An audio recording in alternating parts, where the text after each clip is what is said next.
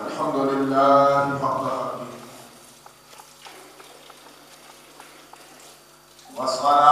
والصلاة والسلام على من لا نبي من بعده سيدنا ومولانا وحبيبنا وطبيب قلوبنا وقائدنا وقدوتنا وظفرنا وفخرنا ونبينا ورسولنا وشفيعنا يوم العرض على الله محمد المصطفى صلى الله تعالى عليه وسلم الذي كان نبيا وآدم بين الروح والجسد وعلى آله وصحبه وأزواجه وعترته أما فأعوذ بالله من الشيطان الرجيم بسم الله الرحمن الرحيم أَوَمَنْ كَانَ مَيْتًا فَأَحْيَيْنَاهُ وَجَعَلْنَا لَهُ نُورًا يَمْشِي بِهِ فِي النَّاسِ صدق الله العلي العظيم وبلغنا رسوله النبي الأمين الأمي الكريم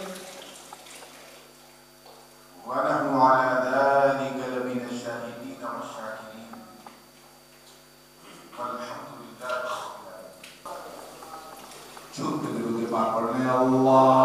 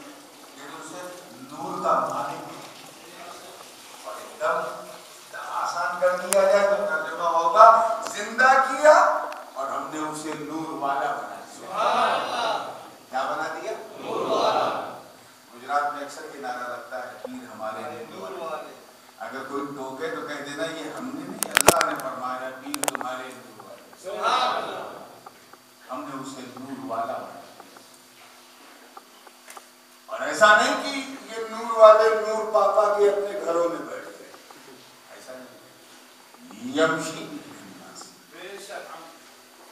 یہ نور والے اس نور کو لے کر جو اللہ سے ملا اسے لے کر لوگوں میں جانے،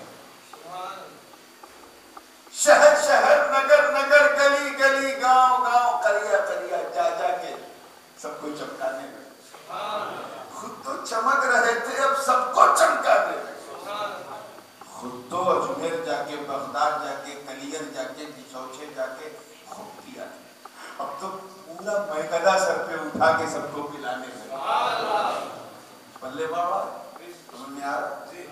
میں اور نیچے بھی آ سکتا ہوں لیکن بس I'm just now going to try how much you can understand Urdu because there is no substitute of Urdu.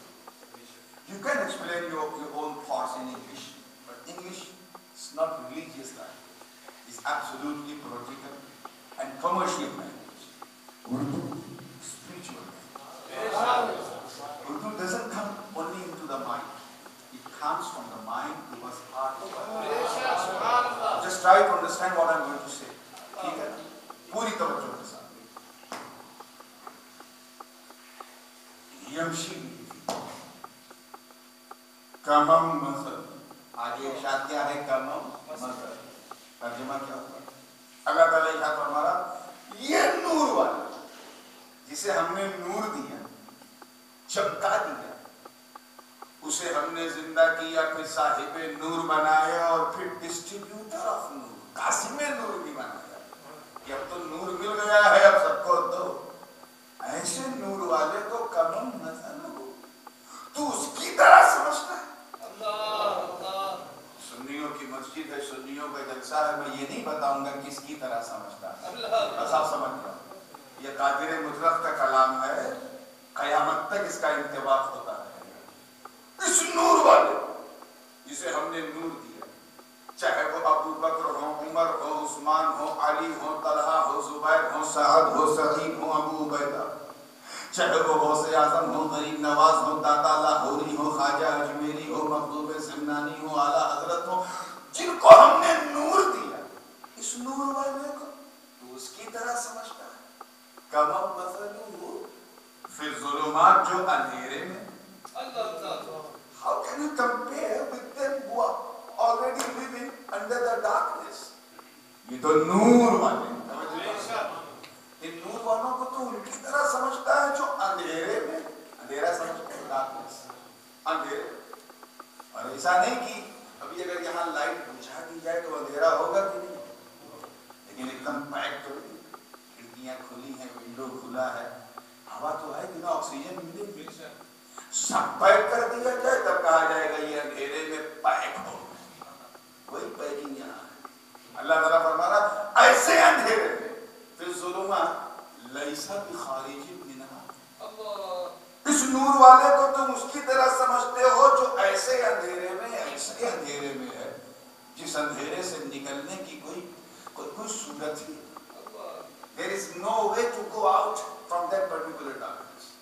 Completely پیک ہے. اردو میں کہا جائے تو اس اندھیرے میں بند ہے. کیا ہے؟ بند. سمجھے کہ نہیں؟ ہاں دیکھیے یاسین صاحب نے اشارہ، میں ہلکا سا کھولتا ہوں تو پورا بند. اب ظاہر بات ہے یہ بندش کوئی انسان ہے یا کوئی شریف آدمی تو کرے گا نہیں، یہ دیو پری ہی کرتے ہیں، اسی لیے تو دیو نے انہیں بند کر رکھا. اعلیٰ حضرت نے انہیں بہت کھولنے کی کوشش کی، مگر جب مقدر میں ختم اللہ کی مہر لگ چکی. کیا بات ہے، کیا توفیق. آئی جب مسکرا کے فریش ہوئے ہیں تو کذالک زین للکافرین ما کانوا یعملون. اللہ تعالیٰ ارشاد کہ ایسے ہی اندھیرے میں رہنے والوں کے لیے، اندھیرے میں رہنے والوں کے لیے ہم نے اس دنیا کو، اس انٹائر یونیورس کو ایکسٹراڈینری بیوٹیفل بنایا، ایکسٹریملی اتی سندر، اتنا خوبصورت بنایا. صرف یہ سوچنے اور سمجھانے کے لیے دیکھیں یہ دنیا کی محبت میں کھوتا ہے یا مجھے ڈھونڈتا ہے. زین للکافرین، اس دنیا کو مزین کر دیا اللہ نے کافروں کے لیے، ان अंधेरे में रहने वालों के लिए, और उसी दुनिया में वो मस्त है। उन्हें पता ही नहीं कि इसके बाद असली दुनिया शुरू होने वाली है। इंशाअल्लाह ये दुनिया क्या है, उसका बैकग्राउंड क्या है, पस मंजर क्या है, मेरा मूड एकदम तसव्वुफाना रहेगा। कल अगर आपका टेलीफोन आए तो इसी उन्वान पे इंशाअल्लाह, most of thought will be in English, इंशाअल्लाह पूरी जिंदगी के साथ बयान करूंगा। आज मुझे कुछ और बयान करना तवज्जो है। इसके बाद एक फॉलोइंग, एक दूसरी आयत और बिल्कुल नेक्स्ट टू इट, इसी के बाद, हालांकि मैंने उसकी तिलावत नहीं की और उसमें यकीन जाने बोलने का मौका भी नहीं मिला, लेकिन सिर्फ आपका मूड देखकर इरादा हो रहा है कि कम से कम सिर्फ तर्जुमा कर दूं, ताकि आप ये तो समझ जाएं कि हमारा अकीदा कितना कुरानिक है। आसमानी के अकीदा है, कुरानी है। अल्लाह ताला इरशाद फरमाता है वकदालिक जअलना, ये कुरान है, तवज्जो चाहूंगा, वकदालिक जअलना फी कुल्ली क़रियतिन अकाबिर मुजरिमीहा लियमकुरू फीहा वमा यमकुरून इल्ला बिअनफुसिहिम वमा यशऊरून। अल्लाह ताला इरशाद फरमाता है कि और ऐसे ही हमने कर दिया, ऐसे ही हमने, बोलिए, हर छोटे छोटे गांव, ये करिया में जो तनवीन है ये नकरा की है, करिया खुद नकरा है और उस पर एक तनवीन भी है, तो यानी मतलब अगर 3 घर का भी कोई गांव है तो वो भी इसमें शामिल है। हर छोटे छोटे गांव में हमने कर दिया। या अल्लाह क्या कर दिया? बड़े बड़ों मुजरिमों, दहशतगर्दों को, टेररिस्टों को, ईमान और अकीदे के लुटेरों को टोलियां बना बना के इनको हमने मुसल्लत कर दिया है। छोटे छोटे गांव में जाओ, टोलियां बना बना के जाओ, ग्रुप बना बना के जाओ। इधर वाले नहीं पहुंच पाए। मैं गुजराती नहीं बोल रहा हूँ, समझ एकदम हिंदी की चिंदी करना पड़ेगा क्या? मैं सिर्फ तर्जुमा कर रहा हूँ। अल्लाह ताला फरमा रहा और ऐसे ही हमने कर दिया हर छोटे छोटे गांव में टोली बना बना कर बड़े बड़े मुजरिम। देखा है ना, सफेद सफेद कपड़े में काले काले लोग आते हैं, देखा टोली बना के। अगर आवे तो परेशान मत होना, समझ जाना अल्लाह ने तो कर दिया, अल्लाह ने कर दिया। हर छोटे छोटे गांव में बड़े बड़े मुजरिमों को, ईमान के सौदागरों को तुम्हारे अकीदा और ईमान का इम्तिहान लेने के लिए लियम गुरु का इरशाद देखिए, रब का इरशाद लियम गुरु फीहा। ये अल्लाह ये क्यों कर दिया तूने? आवाज आई लियम गुरु फीहा, इसलिए हमने किया ताकि ये टोली बना के जाए और मक्र करे, धोखा दे, इधर का उधर करे, जो सच है उसे गलत बताएं, जो गलत है उसे सच बताएं, इनका अकीदा छीने उनका अकीदा छीने, उल्टा सीधा करें और मेरे नेक बंदों का इम्तिहान। यकीन जानो जिसका मुकद्दर खराब होगा वो रियाल की बात करेगा और जो मेरा सच्चा बंदा होगा वो महबूब की आल की बात हो भी गया। रियाल वाले अलग हो गए, आल वाले अलग। कह देना अमीरों तुम्हें अपना रियाल मुबारक है, हम गरीबों को मुस्तफा की आल। अमीरों अपनी अमीरी पे नाज करो, हम गरीबों को अपनी गरीबी पे नाज। और जानते क्यों? क्योंकि अमीरों के पास कोई अमीर नवाज नहीं, हम गरीबों के पास गरीब नवाज है। गर्म करने के लिए मैंने मौजू से हट के ये बात कर दी। वमा यमकुरून इल्ला बिअनफुसिहिम वमा यशऊरून। जबकि इरशाद क्या है कि ये जो टोली बना के छोटे छोटे गांव में जाते हैं ये दूसरों को धोखा नहीं दे रहे। अल्लाह ताला इरशाद फरमाता है वमा यमकुरून इल्ला बिअनफुसिहिम वमा यशऊरून। वो अपने आप को धोखा दे रहे। किसे धोखा दे रहे? और उन्हें पता ही नहीं चल रहा है किसको धोखा दे रहे, खुद अपने आप को मिसगाइड कर रहे। एक फरमाइश की गई और उसका उस फरमाइश का, उस हदीस का इस आय करीमा से जिसकी मैंने तिलावत की, बड़ा गहरा ताल्लुक है। बात नूर की होना है। नूर वाला कौन है? नूर वालों के उर्स में हम जाते हैं कि नहीं? और पूरी शान से जाते हैं। اس لیے میرا جی چاہتا ہے کہ میں عرس اور اس کی اہمیت کو جو ہے بیان کروں، جس کا اس آیت سے بہت گہرا ہے۔ یہ حدیث پاک بڑی مشہور حدیث ہے، بخاری میں بھی ہے، مسلم میں بھی ہے، اور حضرت سیدنا ابو عیسیٰ ترمذی نے تو بڑی تفصیل کے ساتھ اس حدیث کو جمع کیا ہے۔ علامہ نووی نے مسلم کے حاشیے میں بھی اس حدیث کا بہت لمبا خلاصہ پیش کیا ہے۔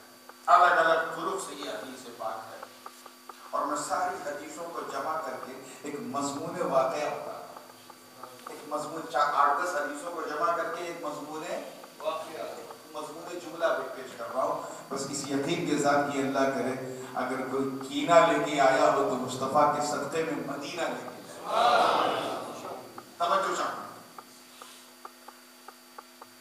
ایک دن حضور نے اپنے تمام صحابہ کو جمع کیا۔ کون صحابہ؟ ان میں کوئی صداقت کا علم بردار ہے، کوئی عدالت کا پیکر، کوئی سخاوت کا پہلے بے قرار ہے تو کوئی شجاعت کا بدلے شہید ہے، کوئی علی ہے تو کوئی ولی، سب کچھ ہے۔ حدیث کے راوی جناب ابو ہریرہ بھی عرض کرتے ہیں حضور لماذا جمعتنا یا رسول اللہ صلی اللہ علیہ وسلم، آپ نے ہم سب کو کیوں جمع کیا ہے؟ آج کوئی خاص دن ہے کیا؟ Is there any significance of the day؟ کوئی خاص؟ ہاں بہت خاص دن، تم بھول گئے 1 سال ہو چکے ہیں میرے چچا کی شہادت کو، سرکار سید الشہداء امیر حمزہ کی شہادت کو 1 سال ہو چکے ہیں۔ 1 سال پہلے احد کا سلطان امیر مدینہ میرا چچا جان کافروں کے ہاتھوں شہید ہوا۔ آج وہ دن جس دن شہدائے احد شہید ہوئے، آج کوئی معمولی دن نہیں، اس لیے میں نے سب کو جمع کیا ہے کہ آج اپنے گھروں کو چھوڑو اور چلو قبرستان احد کی طرف۔ تاریخ گواہ ہے میرے دوست، جلوس نکلا، کیا نکلا؟ جلوس نکلا۔ طبقات ابن سعد کی روایت، جلوس نکلا، اس جلوس کی عظمت اور نور و نکات پہ میں قربان۔ ہمیں جلوس تو مصطفیٰ کا ہم بھی نکالتے ہیں، ربیع النور میں نکالتے ہیں، پوری دنیا میں نکلتا ہے، مگر خدا کی قسم ایسا جلوس محمدی اس نیل گگن چشم فلک اور زمین و آسمان نے نہیں دیکھا ہوگا جس جلوس محمدی کی قیادت خود میرے آقا فرمایا۔ صحابہ کرام بھی چشم شمع نبوت کا پروانہ وار طواف کرتے کرتے سرکار کو لے جا رہے ہیں۔ جیسے ہی قبرستان احد میں حضور داخل، لما دخل رسول اللہ صلی اللہ علیہ وسلم المقام قائلا السلام علیکم یا اہل القبور انتم السابقون ونحن انشاءاللہ بکم لاحقون۔ یہ بخاری کے الفاظ ہیں، ان کو نہیں سنائی، آپ سناتے ہیں۔ جیسے حضور نے قدم رکھا، کہاں قدم رکھا؟ وہ حضور سے قبرستان، کس قبرستان میں؟ احد میں۔ تو سرکار نے کیا کیا؟ سلام کیا، کہ سلامتی ہو اللہ کی تم سب پر، تم خوش نصیب ہو، پہلے چلے گئے، ہم بھی تمہارے پاس آنے والے ہیں۔ اچھا ایک بات بتاؤ، unnecessary، بلا وجہ، without any reason حضور کوئی کام کریں گے؟ نہیں کریں گے۔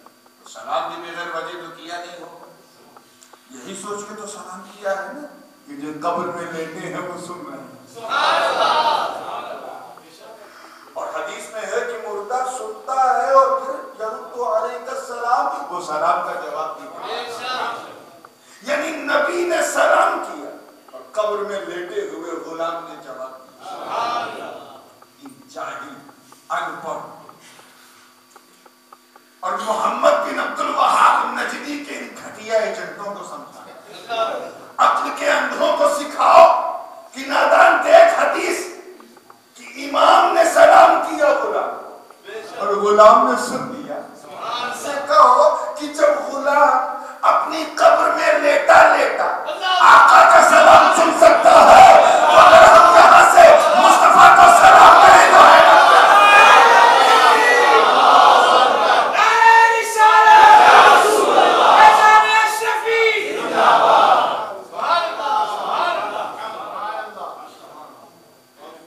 تصویر کا ایک دوسرا رخ دیکھیے.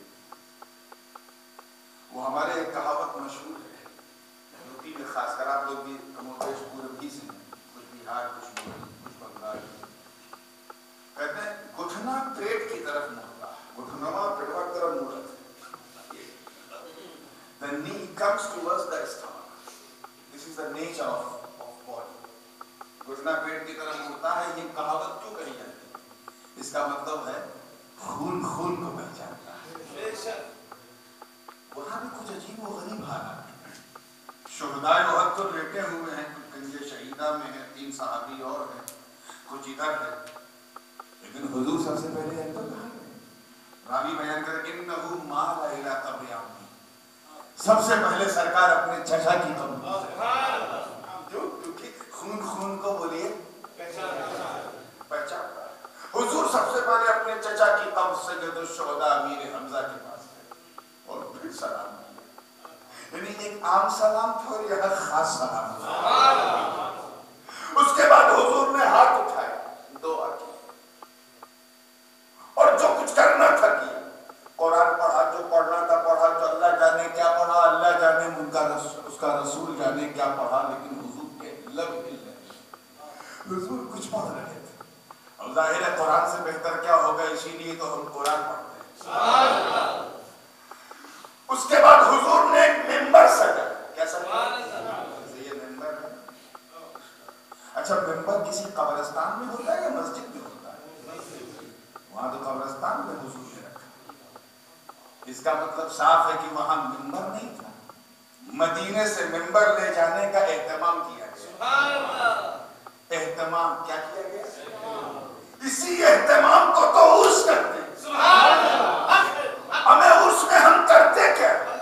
قبر کی زیارت کرتے ہیں جو نبی نے کیا، سلام کرتے ہیں جو نبی نے کیا، عقیدت کا خراج پیش کرتے ہیں جو نبی نے کیا، تلاوت کرتے ہیں جو نبی نے کیا، ایصال ثواب کرتے ہیں جو نبی نے کیا، منبر سجاتے ہیں جو نبی نے کیا، خطبہ دیتے ہیں جو نبی نے کیا، تقریر کرتے ہیں جو نبی نے کیا، حمد کرتے ہیں جو نبی نے کیا، نعت پڑھتے ہیں جو نبی نے کیا، ذکر کرتے ہیں جو نبی نے کیا. تو ہم نے کون سا نیا کام کیا؟ بدعت کہنے والے بدعتیوں سے کہنا کہ رسمیں بدل سکتی، رواج بدل سکتا ہے، کسٹم بدل سکتا ہے، سنت نہیں بدلتی. ان سے کہہ دینا عرس کرنا بدعت نہیں، مصطفیٰ کی سنت. مصطفیٰ کی سنت ہے. اچھا، ایک بات بتاؤ، حضرت امیر حمزہ رضی اللہ تعالیٰ سارے شہیدوں کی شہادت سید الشہداء. اب یہیں سے آپ اندازہ لگا لو کہ حضرت امام حسین کو پوری امت سید الشہداء کہتی ہے. اور امیر حمزہ کی شان سنو، اللہ، انہیں حضور سید الشہداء کہتے ہیں. امی کان سید الشہداء، میرا چچا شہیدوں کا سردار. صاحب امامت ہیں، فضیلت والے ہیں، سب کچھ ہیں، مگر حضور سے بڑے نہیں. حضور کے امتی ہیں، غلام ہیں. کیا ہے؟ بولو زور سے بولو. سرکار کے سگے چچا ہیں مگر غلام ہیں. لوریاں سنا سنا کے آقا کو بچپن میں سلایا ہے مگر غلام ہیں. پیٹھ پہ بٹھا کے گھمایا ہے مگر نبی کے غلام ہیں. سینے پہ لٹایا ہے مگر نبی کے غلام ہیں. انگلی پکڑ پکڑ کے آقا کو چلنا سکھایا ہے مگر نبی کے غلام.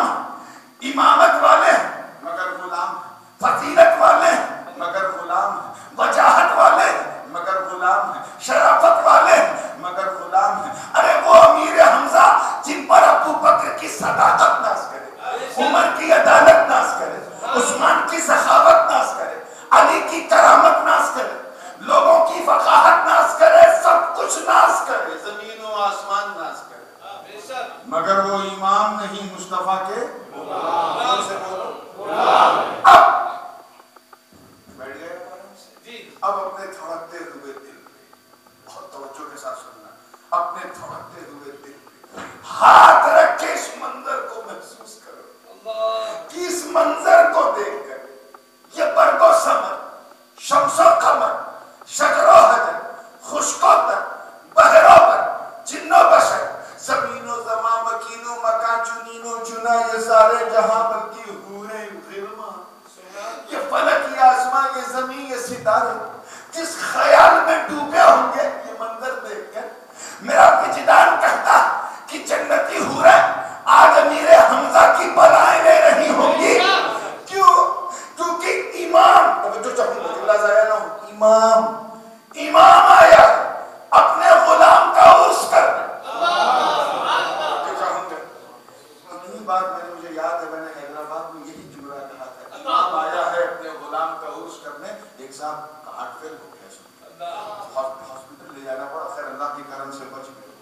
ये सोच कर अल्लाह अकबर, मेरे हमजा की किस्मत पे मैं इमाम आया है उनका उसका। आप थोड़ा सा बोल दोगे तो सवाब मिलेगा। इमाम आया अपने गुलाम का क्या करने, खुश करने। सुन्नियों, अपना अकीदा यहीं से ले लो और किसी की बात में उलझो मत।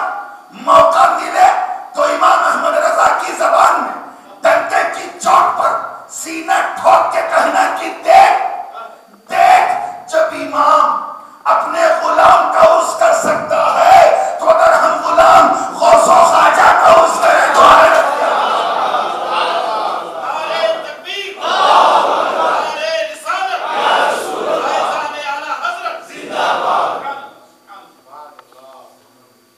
इससे पहले कि मैं अपने मौजू की तरफ तेजी से आके समेट दूं, ये भी तो बताना बहुत जरूरी है कि अपने चचा के इस उर्स में हुजूर ने तकरीर कैसी की। वो अल्फाज भी बड़े मशहूर हैं। सरकार अपने मिंबर पे खड़े, चमकती हुई नूरानी जमात सामने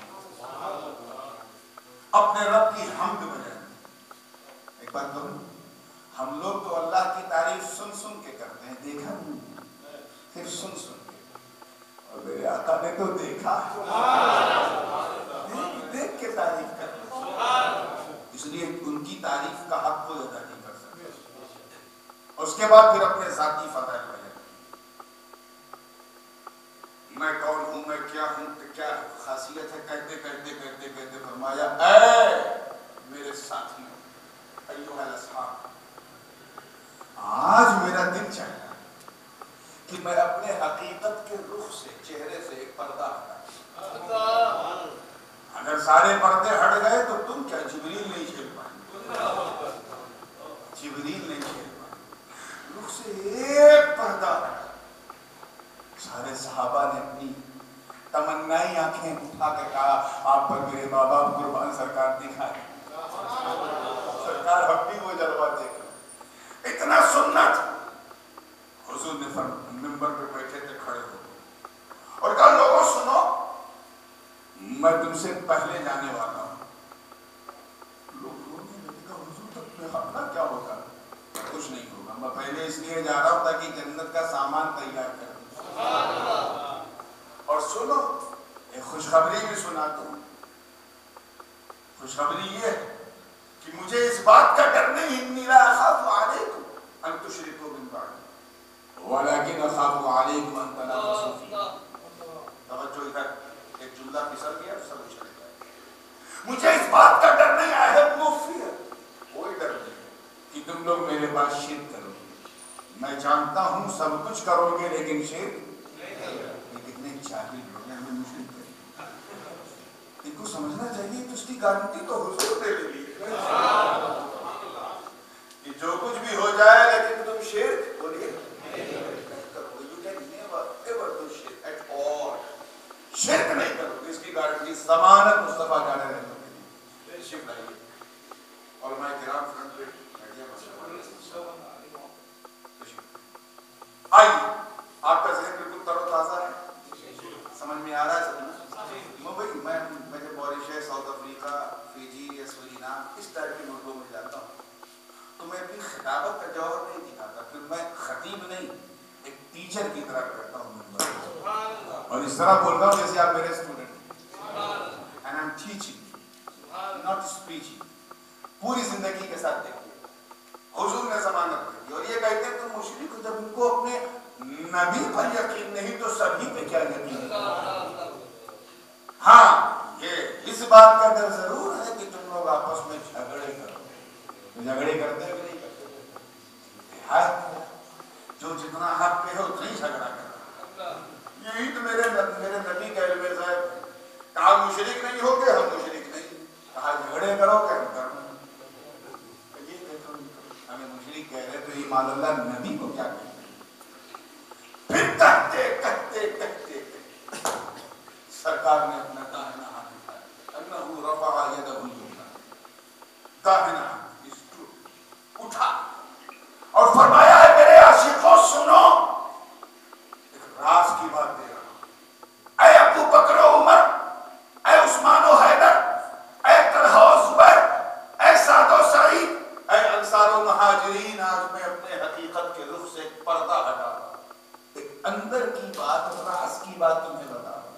سارے صحابہ دونوں کان کھولے سن رہے، ہاتھ نبی نے اٹھایا اور فرمایا سنو اس ہاتھ کو دیکھو، یہ کوئی معمولی ہاتھ نہیں، والذی نفس محمد بیدہ، قسم ہے مجھے رب کی عزت کی جس کے قبضے میں محمد کی جان ہے، اعطیت بمفاتیح خزائن الارض، اللہ نے مجھے تمام زمینوں کے تمام خزانوں کی تمام چابیاں دی. Allah subhanahu wa ta'ala has granted me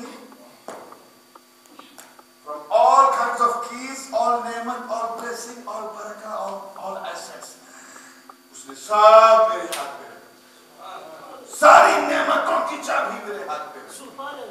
یہ تو تمام ترجمہ میں کر رہا ہوں، یہ اپنے گھر سے نہیں کر رہا ہوں کہ اللہ تعالیٰ نے مجھے تمام زمینوں کے تمام خزانوں کی تمام چابیاں، یہ جو بار بار میں تمام کہہ رہا ہوں استغراقی معنی علماء جانتے ہیں جب جمع کی طرف مضاف ہو تو معنی تمام کا ہوتا ہے، اور یہاں جو جمع ہے وہ صرف جمع ہی نہیں، جمع منتہا جو، یعنی ایسی جمع جس کے بعد کوئی جمع آتی ہی نہیں، فائنل پلورل جمع متحد، اور کوئی جس کی طرف مضاف ہے وہ بھی جمع متحد.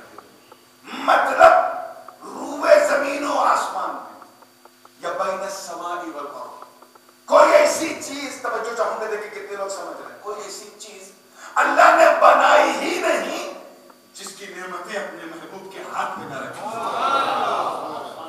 سب کچھ اس کو اور آسان کر دو، تمام آدھا گلاس سے کم پانی لانا، آدھا گلاس سے کم، اس کو کوشش نہیں کرتے، کم نہیں کم جلدی.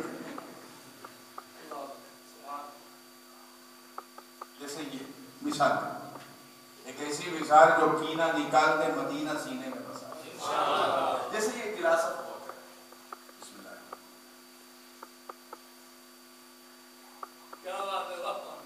میں نے یہ پانی کیا پیا، آپ سب نے دیکھا. اب میں اس گلاس کو پلٹ رہا ہوں، کچھ پانی نکلا اس میں سے، دیکھا نکلتے ہو کیا دیکھا، 2-3 ڈراپ آف دلو پانی نکلا نا. یہ 2-3 بوند پانی جو نکلا ہے، چلیے خیر آپ مثال سمجھیے میرا کام، یہ جو 2-3 بوند پانی نکلا ہے، یہ نکلا مجھے بتا رہا ہے کہ میں نے پانی تو پیا لیکن تمام نہیں پیا، لیکن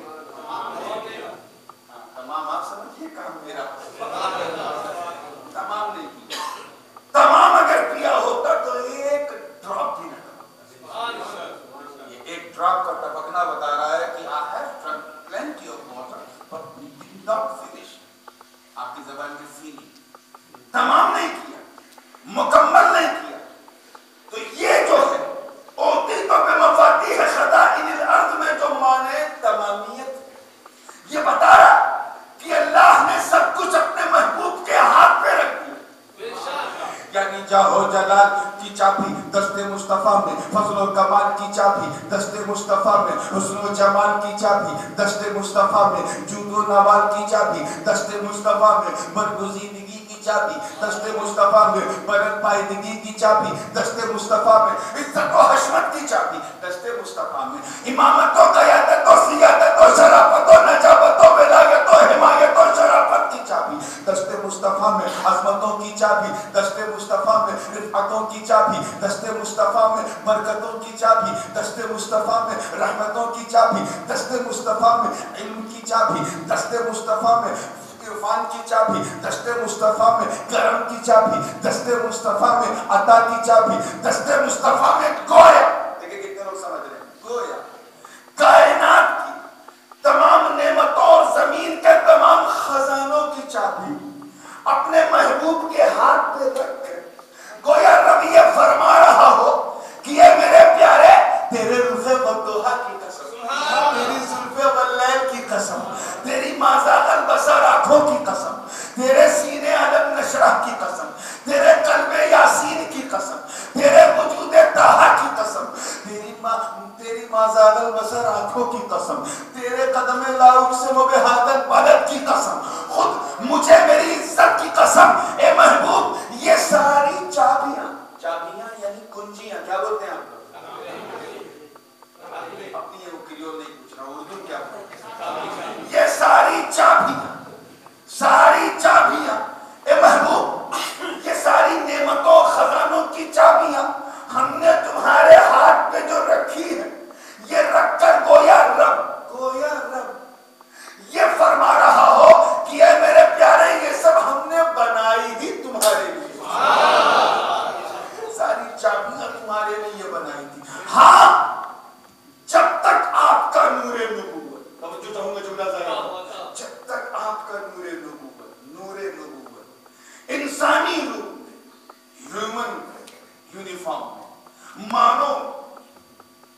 شکتی کے ساتھ، انسانیت کے لباس میں، بشری تقاضوں کے ساتھ، جب تک آپ کا نور نہیں آیا تھا مکے میں، تب تک یہ میں امانتاً، یعنی مال آپ کا تھا لیکن امانتاً میں اپنے پاس رکھے تھا، جس کو جیسی ضرورت پڑتی تھی میں نکال کے دے دیتا تھا۔ آدم کو ضرورت پڑی تو صحبت کی چابی دے دی، نوح کو ضرورت پڑی تو شکر کی چابی دے دی، ابراہیم کو ضرورت پڑی تو خلت کی چابی دے دی، اسماعیل کو ضرورت پڑی تو ذبح و ایثار کی چابی دے دی، داؤد کو ضرورت پڑی تو قوت کی چابی دے دی، سلیمان کو ضرورت پڑی تو بادشاہت کی چابی دے دی۔ اے محبوب، چابی تو آپ کی تھی، مگر جب یوسف کو ضرورت پڑی تو آپ کی بیوٹی اور جمال کی اتار کر یوسف کو دے دی۔ جب ایوب کو ضرورت پڑی تو صبر کی چابی دے دی، جب یعقوب کو ضرورت پڑی تو استقلال کی چابی دے دی، جب زکریا کو ضرورت پڑی تو بشارت کی چابی دے دی، یحییٰ کو ضرورت پڑی تو ایثار کی چابی دے دی، جب شعیب کو ضرورت پڑی تو عدل و میزان کی چابی دے دی، جب موسیٰ کو ضرورت پڑی، کسے؟ موسیٰ کلیم اللہ، تو وکلم اللہ، موسیٰ تکلیمہ کی چابی دے دی، جب عیسیٰ کو ضرورت پڑی تو وہ ابری الکمہ والابرص ووحی الموتى بیزن اللہ کی چابی دے دی۔ مگر اے میرے پیارے، اب یہ نور نبوت پوری آب و تاب کے ساتھ انسانی شکل میں مکے میں چمک رہا، سب کو چمکا رہا، اس لیے لو اب یہ ساری چابیاں میں تمہیں دیتا ہوں، ادھر میں دوں ادھر تم دینا شروع کرو۔ میں سب کا مالک ہوں، میں نے بھی تمہیں سب کا مالک بنایا، تم میرا محبوب ہے، میں تیرا محب ہوں، تم میرا محبوب، میں تیرا محب، تو مجھے چاہ، میں تجھے چاہوں، یہی تو محبت ہے، میں تجھے دیتا رہوں، تو لوگوں کو دیتا ہے، تو میرے اور میرے بندوں کے بیچ کی کڑی ہے، مجھ سے دیتے رہو، میرے بندوں کو دیتے رہو، میں تمہیں انما انا قاسم واللہ یعطی کا تاج پہنا رہا ہوں، اب تم دینا شروع کرو۔ کیوں؟ کیونکہ اس لین دین میں نہ کوئی اپنا ہے نہ کوئی پرایا ہے، میرا مال تیرا مال، تیرا مال میرا مال، تبھی تو امام اہل سنت اعلیٰ حضرت عظیم البرکت امام عشق و محبت دریائے رحمت الشاہ احمد رضا خان فاضل بریلوی فرماتے ہیں کہ لوگوں سنو، میں تو مالک ہی کہوں گا، کیوں مالک کے حبیب یعنی محبوب و محب میں نہیں، میرا دل۔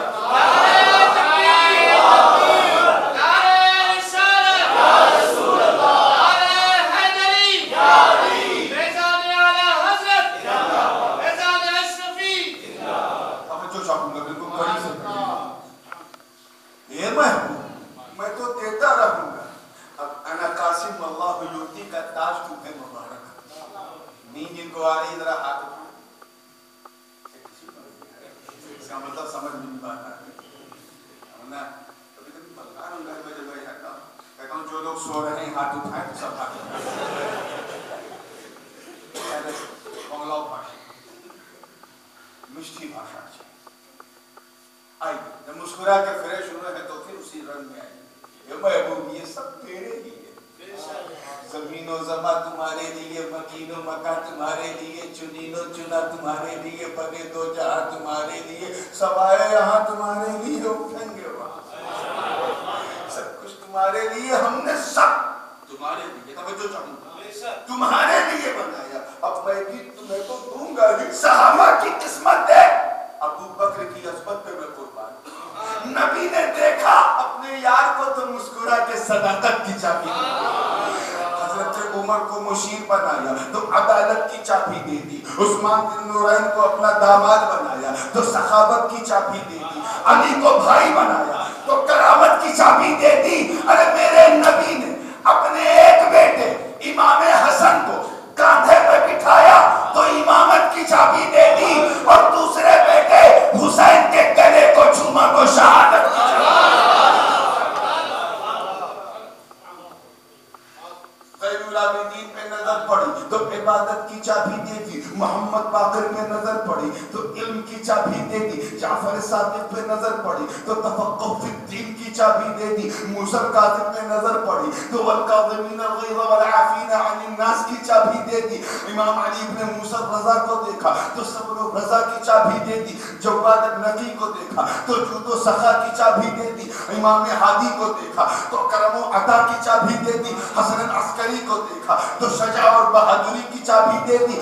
مگر جب میرے نبی کی نظر اپنی بیٹی کے بیٹے کے بیٹے کے بیٹے کے بیٹے کے بیٹے کے بیٹے کے بیٹے قندیل نورانی محبوب سبحانی قطب سمدانی شاہباز لامکانی آیت من آیات القرآنی جدنا محی الدین ابو محمد عبد القادر جیلانی پہ پڑی کہ میرا وجدان کہتا کہ یہ کہہ کر چابی دیا ہوگا کہ بیٹا عبد القادر لے مدینے سے میں دوں بغداد سے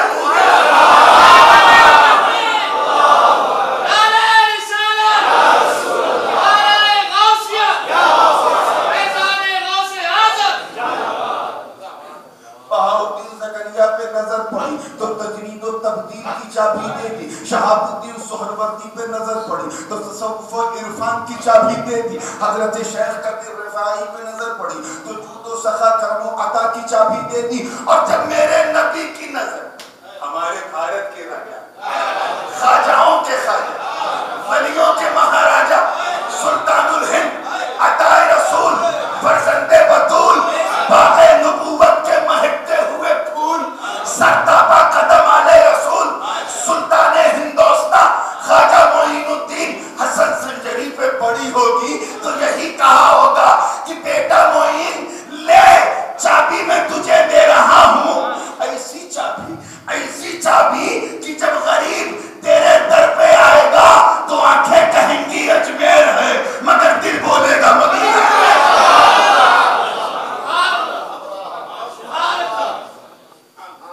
راجدھانی ہند کی اجمیر سلطنت خواجہ کی ہندوستان. میں غلام اشرف سمنان ہوں جانب خواجہ پہ رب مہلان. آپ کی فرمائش کا لحاظ رکھتے رکھتے میں اس موضوع میں بول ہی نہیں پایا, سب اسی میں سمٹ گیا. لیکن چلو ٹچ کر دیتا ہوں, یہ ٹچ ہو گیا تو سمجھ جاؤ حج ہو گیا, ہے نا. وہ مردہ تھا پھر ہم نے اسے زندہ کیا. اس تطبیق کو آپ دیکھیں, یہ آیہ کریمہ اصل میں حضرت سیدنا امیر حمزہ کی حق میں نازل. معاملہ کیا تھا؟ حضرت امیر حمزہ کا وہ دور جب آپ ایمان کی حالت میں نہیں تھے, اسے قرآن نے مردے سے تعبیر کیا. یعنی اگر کوئی کافر ہے تو سمجھ جاؤ وہ ڈرو مت یار, اللہ کا گھر زور سے مردہ ہے, اور مسلمان ہو گیا تو وہ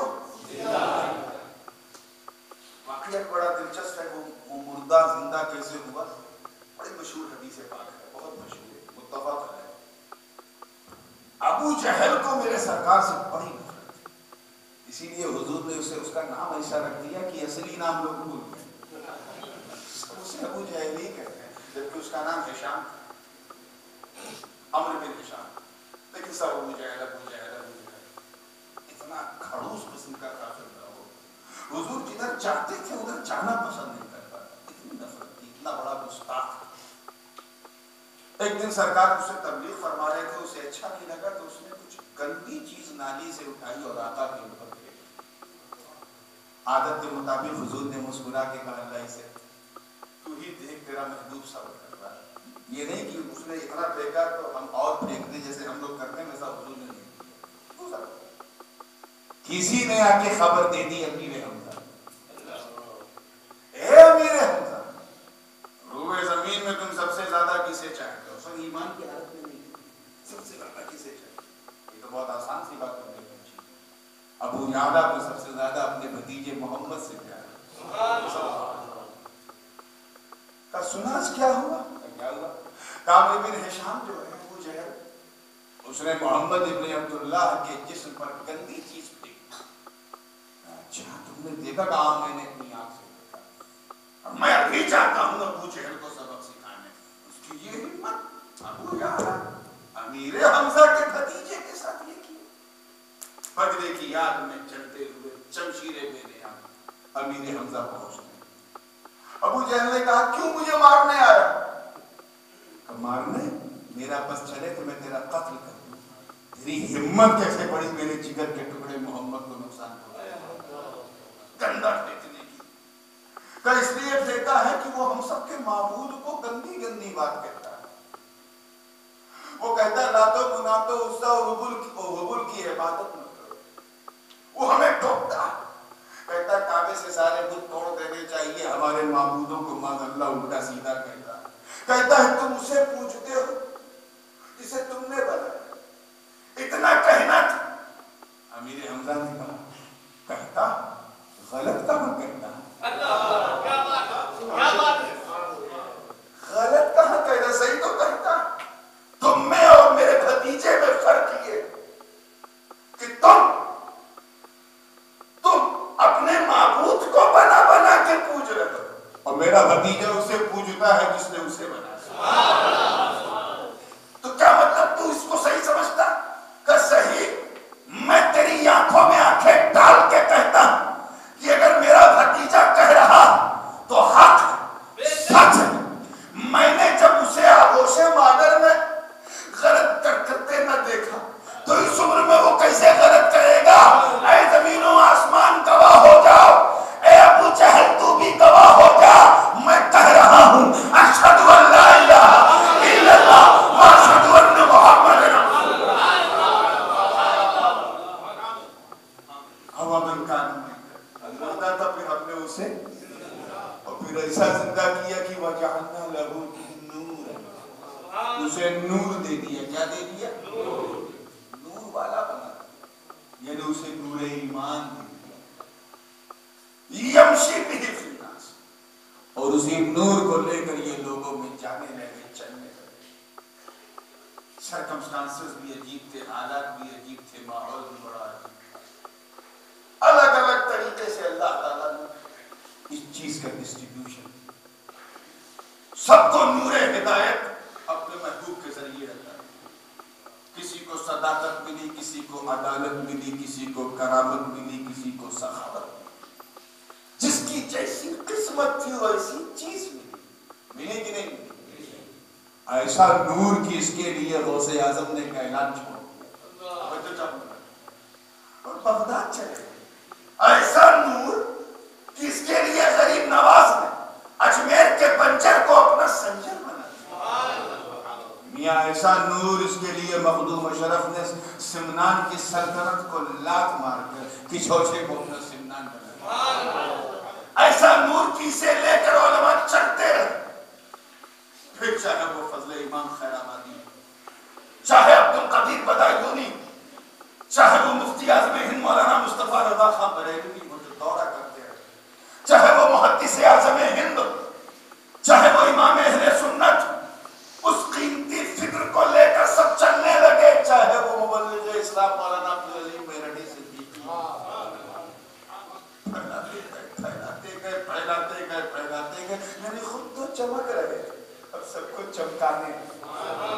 اس کا اگر آپ زہرا اور کبرا دیکھیں تو آپ کو سمجھ میں آ جائے گا۔ رب تعالیٰ ارشاد فرماتا ہے وَمَن يُرِدِ اللَّهُ أَن يَهْدِيَهُ يَشْرَحْ صَدْرَهُ لِلْإِسْلَامِ۔ اللہ تعالیٰ جب کسی کو ہدایت دیتا ہے، ہدایت دینا چاہتا ہے تو اس کے سینے کو اسلام کے لیے کھول دیتا ہے۔ When he wants to give hidayah anybody, he opens the chest of human being for Islam۔ اسلام کے لیے اس کے سینے کو بولو۔ اب دوسری آیت سنو، أَفَمَنْ شَرَحَ اللَّهُ صَدْرَهُ لِلْإِسْلَامِ فَهُوَ عَلَى نُورٍ مِّن رَّبِّهِ۔ اور اللہ تعالیٰ جب کسی کے سینے کو اسلام کے لیے کھول دیتا تو اسے نور پر کر دیتا۔ کس پہ کر دیتا؟ نور والا بنا دیتا۔ یعنی جتنے اولیاء اللہ ہیں یہ نور والے۔ ادھر نورانی جماعت چلی تو ادھر شیطانی جماعت چلی۔ ابلیس نے بھی اپنی شیطانی جماعت بنائی، اللہ نے اپنی نورانی جماعت بنائی۔ آدم علیہ السلام کی شکل میں جب نورانی جماعت کا نمائندہ آیا تو ابلیس خود سامنے آیا۔ حضرت موسیٰ کے سامنے فرعون شیطان کا نمائندہ بن کے آیا، جناب موسیٰ کے سامنے حامان مسلمان شداد کے نمائندے بن کے آئے. حضرت ابراہیم کے سامنے شیطان نمرود کے روپ میں آیا اور میرے نبی کے سامنے شیطان کہیں ابو جہل کے روپ میں, کہیں ابو لہب کے روپ میں, کہیں ادبا کے روپ میں, کہیں شیبہ کے روپ میں, کہیں یہود کے روپ میں تو کہیں سعود کے روپ میں آتا رہا, نقصان پہنچاتا رہا. میں سوچ میں پڑ گیا کہ پہلے ایک ایک آتا تھا, اب کئی آ رہے ہیں. تو آواز آئی اس لیے کئی کیونکہ پہلے جو آ رہے تھے وہ نبی اور رسول تھے, اب جو آ رہا ہے وہ تو مالک و مختار ہے, پاورفل نبی ہے, اس لیے سب کو مل کے کرنا پڑے گا. لیکن پھر بھی شیطان نے ہار نہیں مانی. صدیق اکبر کا دور آیا تو منکرین زکات کے روپ میں شیطان نے سر اٹھایا. فاروق اعظم کا دور آیا تو بلوائیوں سبائیوں کے روپ میں شیطان نے سر اٹھایا. عثمان ذی النورین کے دور میں فسادیوں کے روپ میں سر اٹھایا. علی مولا کے روپ میں خارجیوں کے روپ میں سر اٹھایا. حسین کے روپ سامنے یزیدیوں کے روپ میں سر اٹھایا. کبھی یہ فلسفہ قدیمہ کے نام پر شیطان نے سر اٹھایا, کبھی الہاد کے نام پر, کبھی زندقہ کے نام پر, کبھی تفریق و تمزیق کے نام پر, کبھی تشبیہ و تسہیل کے نام پر, کبھی قدریت کے نام پہ, کبھی جبریت کے نام پہ, کبھی جہمیت کے نام پر. مگر قربان جاؤ اولیاء اللہ پر, قربان جاؤ اللہ والوں پر, قربان جاؤ نور والوں پر. اپنا گھر چھوڑ دیا مگر مصطفیٰ کا در نہیں چھوڑا. اور ان کافروں کو چھٹی کا دودھ یاد دلاتے ہیں. الہ زماننا ھذا, یہ سلسلہ چلتا رہا, اسی رنگ میں چلتا رہا, اسی ترنگ میں چلتا رہا. جو چمک رہے تھے وہ سب کو چمکانے لگے, جو بھی چمک کو اتار رہے تھے انہیں سب اتارنے لگے, اور جو چمکا رہے تھے ان سے سب چمک پانے لگے. چمک کا حال یہ ہو گیا کہ جس وقت وہابیت اور نجدیت سلفیت اور دیوبندیت نے سر اٹھایا, امام احمد رضا فاضل بریلوی کو اللہ تعالیٰ نے تیار. مگر یہ فکر احمد رضا بڑی قیمتی, اعلیٰ حضرت بریلی سے باہر نکلے, ساری زندگی امام اہل سنت نے دوات اور قلم کے حوالے کی, نکلے جب دیکھو تو دوات اور قلم, لکھنا لکھنا لکھنا لکھنا لکھنی لکھنی, مگر فکر بڑی قیمتی. اب اس فکر کو یورپ والے کیسے سمجھا, اس فکر کو انڈیا بنگالی کیسے سمجھے, گجراتی کیسے سمجھے, اڑیا بولنے والا کیسے سمجھے, کنڑا بولنے والا کیسے سمجھے, تیلگو بولنے والا کیسے سمجھے. توجہ چاہوں گے, یہ لاسٹ ٹچ. اتنی قیمتی فکر فکر احمد رضا جو بریلی کے چہار دیواری میں پروان چڑھ رہی. اعلیٰ حضرت کبھی باہر گئی حج کرنے کے لیے, 2 بار نکلے تو بمبئی دیکھا, ایک بار مولانا عبدالسلام کی دعوت پر جبل پور دیکھا, جب مرید ہونے گئے تو بدایوں ماریرا اور دلی دیکھا, اور ایک بار کلکتہ جاتے وقت کچوچے کے بغل سے گزرے تھے ٹرین سے. کئی سفری نے ساری زندگی اس مرد آہن نے دوات و قلم حوالے کر, مگر بڑا ضروری تھا کہ اس فکر احمد رضا, توجہ چاہوں گا, اس فکر احمد رضا کشمیر والے بھی جانے, کنڑا بولنے والے بھی جانے, نیچے ساؤتھ میں تیلگو ملیالم اور کیرلا بولنے والے بھی جانے. بڑا ضروری تھا کہ دائیں بائیں گجراتی اور نارتھ ایسٹ اور بنگالی بولنے والے بھی اس فکر کو جانے. اعلیٰ حضرت تو نکل نہیں رہے تو پھر یہ فکر کیسے پھیلے. قربان جاؤ اس ذات پر جس کو اللہ نے چنا. ضرورت تھی امام احمد رضا کے کچھار کے ایک ایسے شیر اندر کی جس کے اندر غوث اعظم کا ڈی این اے ہو, غریب نواز کی غلامی کا پٹا, مخدوم اشرف جہانگیر سمنانی کا روحانی تاج سر پہ ہو, سلطان الواعظین احمد اشرف کی توجہ کا مطمع نظر ہو, شبیہ غوث الثقلین کی دعاؤں کا اثر. اس مرد آہن کو منتخب کیا جس کے اندر صداقت صدیق, عدالت فاروق, سخاوت عثمان, شجاعت علی کا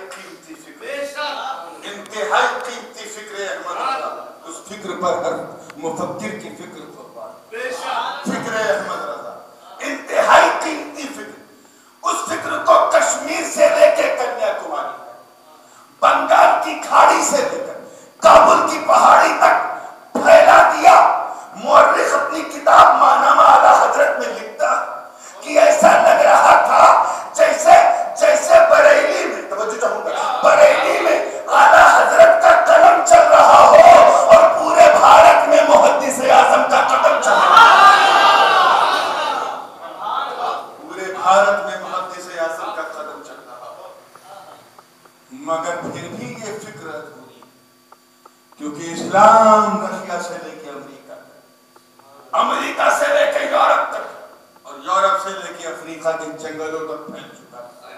قربان جاؤ اس بحر علم و ثقافت کے لولو پر، قربان جاؤ میرے سید کی دو جان پر، قربان جاؤ فیضان شیخ سرکار کلام پر، قربان جاؤ شیخ الاسلام اور قاضی ملت کی اس ذات پر جس نے اپنے اس باپ کے مشن کو جو بھارت تک محدود تھا اسے 5 کانٹیننٹ میں، امریکہ سے لے کے آسٹریلیا تک، افریقہ سے لے کے یورپ تک عام کر دیا۔ دنیا بول اٹھی، باپ کا کام بیٹے نے کیا، بیٹوں کا کام پوتے نے کیا۔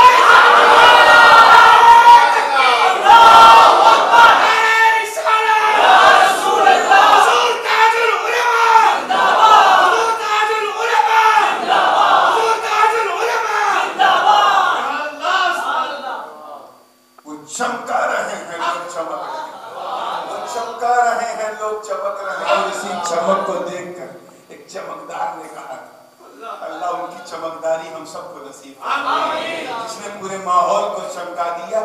چمکتے ہوئے انداز میں کہا تھا کہ چمک تجھ سے سب پانے، میرا دل بھی چمکا بھی چمکا نہیں، برستا نہیں دیکھ کر اپنے رہے، بدوں پر بھی برسا دے برسا دے۔ وآخر دعوانا ان الحمدللہ رب العالمین۔ کافی اس مائک نے کافی طاقت لگوانی، کل خیال رکھیے گا۔ صبح شام ذکر کرو، دن و رات ذکر۔ دوسرے مقام پہ اللہ بذکر اللہ تطمئن القلوب، اللہ کا ذکر دلوں کو اطمینان اور سکون بخشتا ہے۔ انسان جب دنیا کاروباری زندگی میں ادھر ادھر بھٹکتا ہے، صبح و شام کی کے غبار کو جھیل کر پریشان ہوتا ہے، تو یہی ذکر پاک خدا ہے جو اس کے دل کو کعبہ بنا دیتا ہے۔ ڈپریشن ہو، ڈیزاسٹر ہو، تکلیف ہو، دماغی الجھن ہو، یہ ذکر ایسی چیز ہے کہ اگر یہ دل میں اتر گیا تو دل کعبہ بن جاتا ہے، سینہ مدینہ بن جاتا ہے۔ ذکر کا حال یہ ذاکرین کا ذکر کرتے ہوئے اللہ تعالیٰ نے فرمایا الذین یذکرون اللہ قیاما وقعودا وعلی جنوبہم ویتفکرون فی خلق السماوات والارض۔ وہ خوش نصیب اصحاب صفہ اور صحابہ جو اللہ کا ذکر اس طرح کرتے تھے کہ کبھی کھڑے ہو کے کرتے تھے، کبھی بیٹھ کے کرتے تھے، اور کبھی ہل ڈل کے اپنے جنوب یعنی پٹھوں کے بل جو ہے گھوم گھوم کے ذکر کیا کرتے تھے، صبح بھی کرتے تھے، شام کو بھی کرتے تھے۔ ذکر ایک ایسی چیز ہے جو انسان کے دل کو اتنا سکون اور اتنا اطمینان بخشتی ہے کہ حضرت سیدنا امام اعظم ابو حنیفہ رضی اللہ تعالیٰ، آپ بہت بڑے کاروباری بھی تھے، ریشم کا بزنس بھی تھا بغداد میں، ایران اور کہاں کہاں تک آپ کے اونٹوں پہ نزلت کے ریشم جاتے تھے، ملٹی بلینئر تھے۔ لیکن اللہ کے ڈر کا حال یہ تھا کہ 40 سال تک عشاء کے وضو سے فجر کی نماز۔ کسی نے پوچھا رات بھر آپ کیسے وضو بچا لیتے تھے؟ کہا یہ ذکر خدا کی برکت۔ میں جب اللہ کا ذکر کرتا تھا تو اتنا سکون ملتا تھا کہ میں اپنے آپ کو بھول جاتا تھا۔ جب کبھی آپ کو ٹینشن فیل ہو، ڈیزاسٹر ہو، گھبراہٹ ہو، ڈپریشن ہو، پینک ہو، تو ادھر ادھر ڈاکٹر کے پاس جانے کی ضرورت نہیں، پیر سے تعویذ نہ مانگو، کمرے میں بیٹھو ذکر شروع، اور یہ سوچ کے ذکر کرو کہ ہم اس دنیا میں اپنی مرضی سے نہیں، we did not born in this world by our own will, and we will not leave this world by our own will۔ ہم اپنی مرضی سے اس دنیا میں آئے نہیں، اپنی مرضی سے یہ دنیا ہم چھوڑیں گے نہیں۔ تو بابا جب ہم اپنی مرضی سے آئے نہیں، اپنی مرضی سے جائیں گے نہیں، تو پھر اپنی مرضی سے جیتے کیوں؟ Why are you applying your own will in between when your will has no status in reality؟ ایک چیز ہے بیوٹی، انشاءاللہ کل میں اس پر تفصیل سے بات کروں گا، ایک ہے کوالٹی اور ایک ہے ریالٹی۔ ریالٹی ہی سب سے اہم چیز ہے، اور وہ تبھی حاصل ہوگی جب تم اللہ کا ذکر کرتے وقت نہ کوئی کسی کا شوہر ہے، نہ کسی کا ابا ہے، نہ کسی کا بیٹا ہے، نہ کسی کا بھائی ہے، نہ کوئی کسی کا شاگرد ہے، نہ کوئی کسی کا رشتہ دار ہے، نہ کوئی ناطے دار ہے۔ ذکر کے وقت ذاکر صرف بندہ ہے، اور جس کا ذکر کر رہا ہے وہ اس کا خدا ہے۔ ارادہ تو تھا، مجھ سے کہا تھا کہ تقریر تھوڑی کرنا ہے، کل کہا تھا، اور آج کہا بہت کرنا ہے۔ کل جب کہا تھوڑی کرنا ہے تو کل ذکر بھی کرنا ہے، اور آج جب کہا بہت کرنا ہے تو ذکر پورا کیا گیا۔ تو میں تنبیہ گیا اور کوشش کروں گا مختصر سا ذکر ہو جائے۔ ذکر جو ہے وہ منبر سے نہیں، نیچے سے ہونا چاہیے، کیونکہ ذکر کے جو آداب اس کا سمجھنا ہوتا ہے۔ آداب ذکر میں سب سے بڑی چیز یہ ہے، جیسا اس کا ایک شرعی آداب ہو جو ہے وہ ارباب طریقت۔ شریعت کے جو آداب ہیں وہ یہ ہیں کہ باوضو رہے اور انتہائی خشوع اور خضوع کے ساتھ جیسا نماز میں کرتے ہیں اس کیفیت کرتا ہے یہ تو شرعی آداب۔ اور طریقت کے آداب یہ ہیں کہ اپنے داہنے پیر ایسے فوڑ کر کے بیٹھے، داہنے پیر کے انگوٹھے کو بائیں پیر کے اس میں ڈالیں اور بائیں پیر کے انگوٹھے کو اس میں ڈالیں۔ اگر سکون سے بیٹھ سکتا ہے تو، نہیں کر سکتا تو جس کو جیسے آرام ہو ویسا کرے۔ ٹھیک، یہ ادب کی بات ہے۔ اس میں جو جتنے ادب سے ذکر کرے گا اس کا ذکر اتنی ادب کے ساتھ نہیں جائے گا۔ اس میں یہ کوشش کرنا ہے۔ میں پیچھے آتا ہوں، میرے لیے کمپلیٹلی انکمفرٹیبل حالت خراب ہے۔ اور دوسرا یہ ہے کہ آداب ذکر میں سے یہ ہے کہ جب ہم ذکر کریں تو تصور کیا ہونا چاہیے کہ میرے اور میرے رب کے سوا کوئی، وہ مجھے دیکھ رہا ہے۔ ذکر ایسا کرو، ذکر ایسا کرو کہ تم اسے دیکھ لو۔ اللہ کے رسول اسلام فرماتے ہیں کہ صلی کأنک تراہ فإن لم تکن تراہ فإنہ یراک۔ نماز ایسا پڑھو گویا تم خدا کو دیکھ رہے ہو، اور اگر یہ نہیں سوچ سکتے تو نہیں سوچ لو وہ تمہیں دیکھ رہا ہے۔ اگر ہم یہی سوچ لیں کہ وہ ہمیں دیکھ رہا ہے تب تو ہم کوئی گناہ ہی نہیں کریں۔ جیسے شراب کی بوتل کو ہاتھ لگائیں گے، ہاتھ ہل جائے گا تو کہے گا چھوٹا ہے، خدا دیکھ رہا ہے۔ اسی جذبے کے ساتھ دو تین مختصر سا ذکر کر لیں گے انشاءاللہ۔